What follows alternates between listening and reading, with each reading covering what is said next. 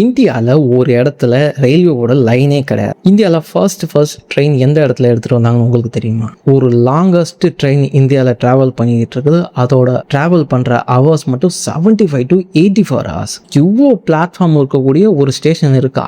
எனக்கு ரொம்ப ரொம்ப ஆச்சரியமாக இருக்குது. இந்த மாதிரி இன்ட்ரெஸ்டிங்கான விஷயங்கள் எல்லாத்தையும் நாங்கள் இன்றைக்கி ரிசர்ச் பண்ணி எடுத்துகிட்டு அதை உங்ககிட்ட சேர்க்கறதுக்காக தான் நாங்கள் வந்திருக்கோம்.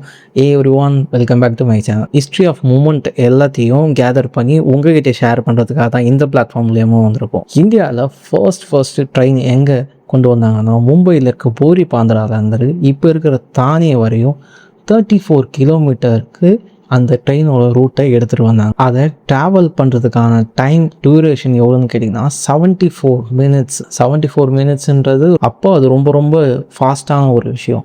ஏன்னா இவ்வளோ நேரத்தில் நம்ம இவ்வளோ லைனை கிராஸ் பண்ணுறோன்றது இப்போது அதை விட ஹையஸ்ட் டெக்னாலஜி எல்லாமே வந்துருச்சு. High speed train, bullet train, 250-60 km/speed நிறைய அட்வான்ஸாக வந்துச்சு. சரி, அப்புறமா ஒரு ரிசர்ச் பண்ணி இந்தியன் ரயில்வே எவ்வளோ டெவலப் ஆகிருக்குதுன்னு சொல்லி ஒரு ரிசர்ச் பண்ணதில் இந்தியாவோட ட்ரெயினோட லென்த் எவ்வளோ ரூட் வரையும் இவங்க எக்ஸ்பேண்ட் பண்ணியிருக்காங்கன்னு சொல்லிட்டு ஒரு சர்ச் பண்ணதில் 69,000 கிலோமீட்டர்ஸுக்கு இந்தியாவோட ரயில்வே ரூட்ஸ் எக்ஸ்டெண்ட் பண்ணியிருக்காங்க.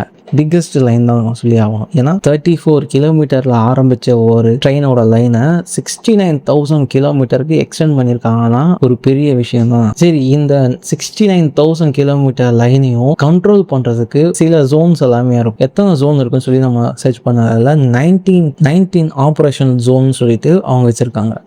19 இடத்துல இது கண்ட்ரோல் பண்ணுறதுக்கான ஆப்ரேஷன் ஜோன் வச்சுருக்காங்க. இந்தியாவில் பிக்கஸ்ட் பிளாட்ஃபார்ம், அதிக பிளாட்ஃபார்ம் இருக்கிற ஸ்டேஷன்ஸ் எதெல்லாம் சொல்லிட்டு நாங்கள் ஒரு சர்ச் பண்ணதில் எங்களுக்கு கிடைச்ச விஷயம், இந்தியாவில் பிக்கஸ்ட் பிளாட்ஃபார்ம் மூணு ஸ்டேஷன் எங்களுக்கு கிடைச்சது. அதில் ஃபர்ஸ்ட் இடத்துல இருக்கு ஹவுரா ஜங்ஷன், வெஸ்ட் பெங்காலில் இருக்கிற ஹவுரா ஜங்ஷன். 28 பிளாட்ஃபார்ம்.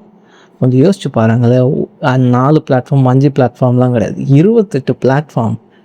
நீங்கள் சப்போஸ் ஏதாவது ஒரு ட்ரெயின் லைன் மாறுது அப்படின்னா நீங்கள் இறங்கி ஓடணும்.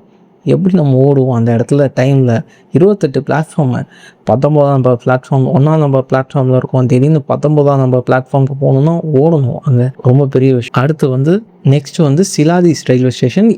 அதுவும் வெஸ்ட் பெங்காலில் கொல்கத்தாவில் தான் இருக்குது. 21 பிளாட்ஃபார்ம். இதுவும் பெரிய நம்பர் தான். சரின்னு சொல்லிட்டு நெக்ஸ்ட் எங்கே இருக்கு? இப்போ மும்பையில் இருக்க சத்ரபதி சிவாஜி மகாராஜா ஸ்டேஷன் 18 பிளாட்ஃபார்ம் இருக்குதாங்க. கொஞ்சம் யோசிச்சு பாருங்களேன், நம்மளுக்கு இங்கே 4 பிளாட்ஃபார்ம் 5 பிளாட்ஃபார்முக்கே நம்மளுக்கு நாக்கு தள்ளுது. இங்கேருந்து போய் அங்கே ஏறுறதுக்குள்ளே 28 பிளாட்ஃபார்ம், 21 பிளாட்ஃபார்ம், 18 பிளாட்ஃபார்ம்ன்றது பிக்கஸ்ட் நம்பர் தான். இறங்கி மாறுறதுலாம் ரொம்ப கஷ்டமாக இருக்கும். இந்தியாவில் லாங்கஸ்ட் ட்ரெயின் ட்ராவல் பண்ணுற ஒரு லொக்கேஷன் இருக்குது. எங்கேருந்து எங்கே வருன்றதை ஒரு சர்ச் பண்ணதில் எங்களுக்கு கிடச்சிது. திரிபுராவிலேருந்து நம்ம தமிழ்நாட்டில் இருக்க கன்னியாகுமரி வரைக்கும் ஒரு ட்ரெயின் ட்ராவல் ஆகுது, விவேக் எக்ஸ்பிரஸ் சொல்லிட்டு. அதில் கிட்டத்தட்ட அதோட ரன்னிங் எத்தனை கிலோமீட்டர் ட்ராவல் பண்ணுறது சொல்லிட்டு ஒரு சர்ச் பண்ணதில் எங்களுக்கு 4234 கிலோமீட்டர். யோசிச்சு பாருங்கள், 100 கிலோமீட்டர் 200 கிலோமீட்டரில் 4234 கிலோமீட்டர். 9 ஸ்டேட்டு கவர் ஆகி வருது. பிக்கஸ்ட் இந்தியாவில் இருக்க பெரிய லாங்கஸ்ட் ட்ராவல் பண்ணக்கூடிய ட்ரெயின் அது. 4000 கிலோமீட்டருக்கு மேலே ட்ராவல் ஆகி வருதுன்னா யோசிச்சு பாருங்கள். அங்கேருந்து ஒரு பேசஞ்சர் ட்ராவல் பண்ணி இவ்வளோ தூரம் வராங்க. சரி சொல்லிட்டு நாங்கள் இன்னொரு ரிசர்ச்சையும் அதில் பண்ணதில் எத்தனை ஹவர்ஸ் அதை ட்ராவல் பண்ண முடியுதுன்னு சொல்லி சர்ச் பண்ணதில் 70 to 85 hours ட்ராவல் பண்ணுறதுக்கு.